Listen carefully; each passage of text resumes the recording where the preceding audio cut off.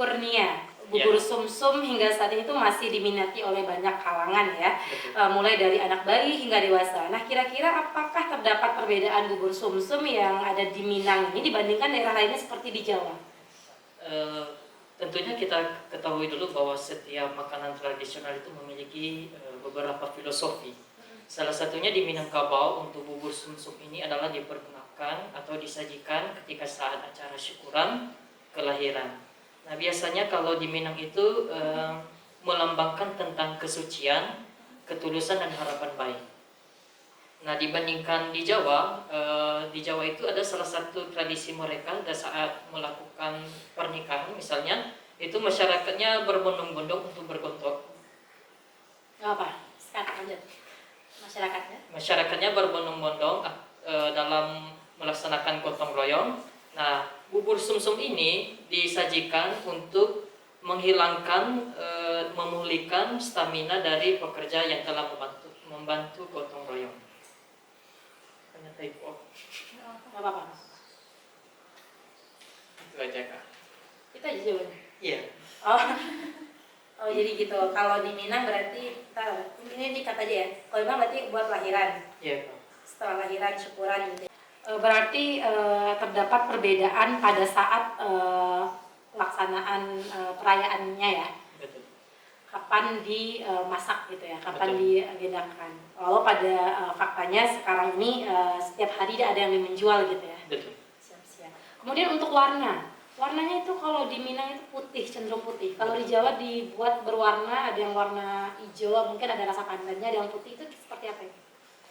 Sepenurusan kami masih berwarna putih, Kak, namun daun pandannya tetap dimodifikasi lagi. Oh begitu. Oke. Kemudian untuk proses pembuatan bubur sumsum ini agar lembut dan tidak bau tumis itu seperti apa? Nah, kalau pati dalam beras itu kan terdiri dari dua molekul utama, ada amilosa dan amiloptim. Nah, kalau amiloptim itu ketika dipanaskan dengan suhu air yang 100 derajat Celcius itu akan bercampur dengan satu sama lain dan membuatnya lembut.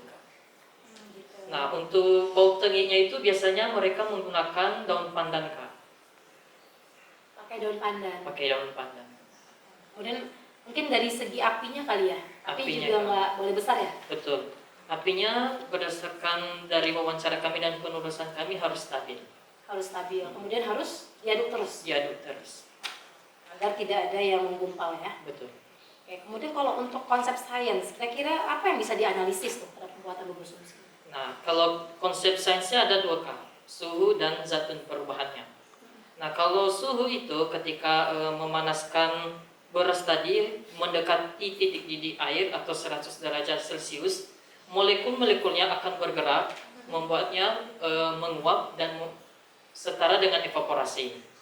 Lalu yang kedua itu ketika dia evaporasi ada proses gelatinisasi, di mana proses ketika struktur pati mengembang dan melepas ikatannya. Lalu untuk perubahan kimianya itu adalah karena struktur mikroskopis pada pati mengalami perubahan yang bersifat permanen. Oh gitu. Jadi penasaran kakak untuk melihat proses pembuatannya. Kita saksikan ya.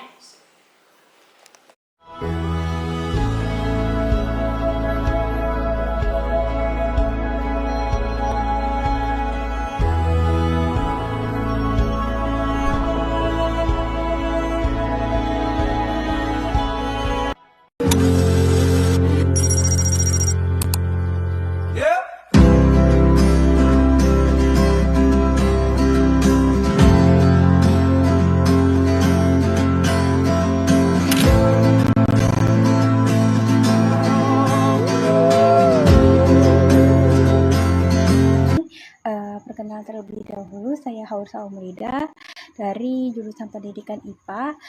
Saya untuk tujuan observasi ini untuk mengenai tentang sejarah bubur balito, lebih dikenal sebagai bubur kampiun khas Minangkabau, termasuk di Padang erat kaitannya dengan lomba kreasi bubur sekitar tahun 1960-an Bukit Tinggi, di mana nenek Amal Uzuna menciptakan resep gabungan dari berbagai bubur yang tak terjual dan berhasil menang. melahirkan bubur kaya varian. Ini yang jadi simbol kebersamaan dan sajian adat. Meskipun namanya palito, yang berarti pelita atau penerang, sejarahnya berasal dari bubur kampiun yang jadi ikon kuliner Padang dan Sumatera Barat, sering disajikan saat acara adat, buka puasa, ataupun sarapan. Selanjutnya kita akan masuk ke cara pembuatan bubur palito. Pertama, pembuatan santan dari kelapa tua. Selanjutnya bahan-bahannya ada santan, ada daun pandan, gula merah, dan garam. Karbohidrat yaitu dari tepung beras, lemaknya itu dari santan, dan sukrosanya itu dari gula aren. Selanjutnya parutan kelapa akan disaringkan. Ini adalah hasil disaringkan santan dengan parutan kelapa. Santan akan dimasukkan ke tepung beras secara diaduk. Lalu diaduk secara merata. Di sini ada reaksi percampuran, yaitu tepung beras ditambah air menjadi adonan, lalu adonan itu dipanaskan menjadi bubur yang menyatu.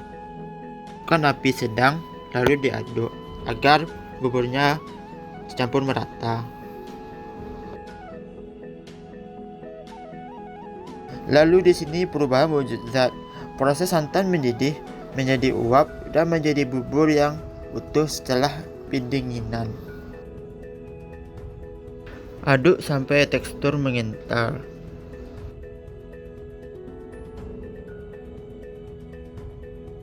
Masukkan daun pandan dan lalu diaduk. Daun pandan itu sendiri berfungsi untuk pengharum alami makanan. Di sini terjadi konsep kolor panas, yaitu pemanasan santan, penguapan air, dan pembentukan kekentalan bubur.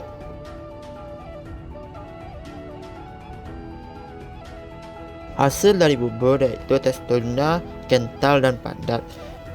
Di sini ada konsep tekstur dan viskuositas, yaitu kekentalan bubur dipengaruhi oleh suhu dan komposisi air dan tepung.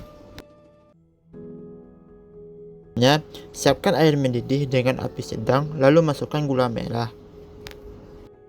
Lalu diaduk secara merata. Lalu konsepnya yaitu energi dan perubahan fisika. Gula yang mencair lalu mengental saat dipanaskan. Hasilnya bubur putih dengan gula merah. Terima kasih banyak kepada Kurnia yang sudah menelusuri tentang bubur sumsum yang ada di Sumatera Barat. Selanjutnya kita masuk pada sesi dari kelompok 4, yaitu tentang jamu. Jamu yang masih turun-temurun di Sumatera Barat yang dibawa langsung oleh suku Jawa. Yang dia akan ditelusuri. Bahas yang ngecengnya jamu pun tidak punya awak dong. Yang diwariskan oleh keturunannya. Iya, benar. Selanjutnya ulang lagi aja ya. Kok berang